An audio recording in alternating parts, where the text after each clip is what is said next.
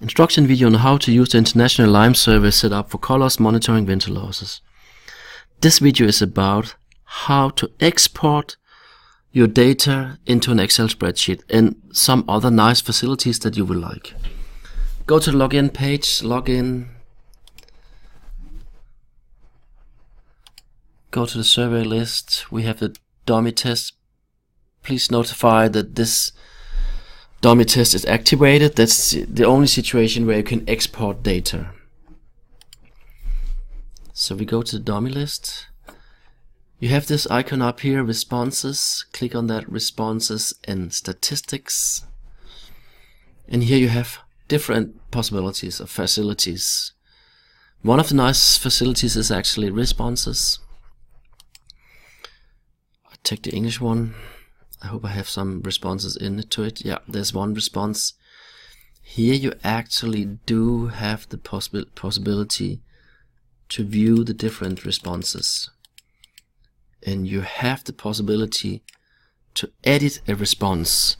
We have to be very, very careful doing that, but over the last years I have experienced that I have a beekeeper kind of writing that he was wintering in, let's say, 10 colonies and outwintering 10,000 colonies. And it's very nice to kind of correct this when you can validate that that's the possibility. You also have the possibility to delete some of the responses if you want to do that. We have to be very careful using that opportunity. You also have the opportunity to, if you have a beekeeper in the phone, that you could directly enter some answers if somebody wants to do that. Again, be careful using that. Statistics is nice. It's a simple statistic and I do not know so much about it, so you should experiment it. But I like this one, the simple mode, very much.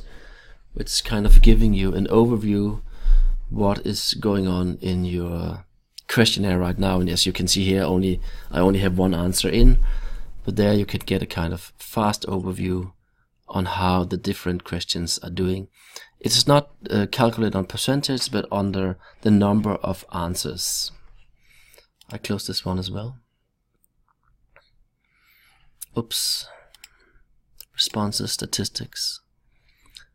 Timing statistic is also nice. You can see how long time the beekeeper has been using on the different questions and how long time it has taken to answer the whole questionnaire. The most important one is the export one.